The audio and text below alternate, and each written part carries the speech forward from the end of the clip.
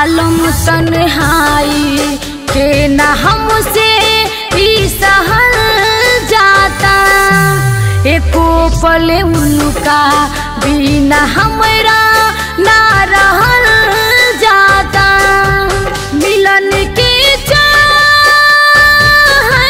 मिलन के बात दिल में बता देता, हो चंदा तू हमरा यार से मिला देता, हो चंदा तू हमरा यार से मिला देता।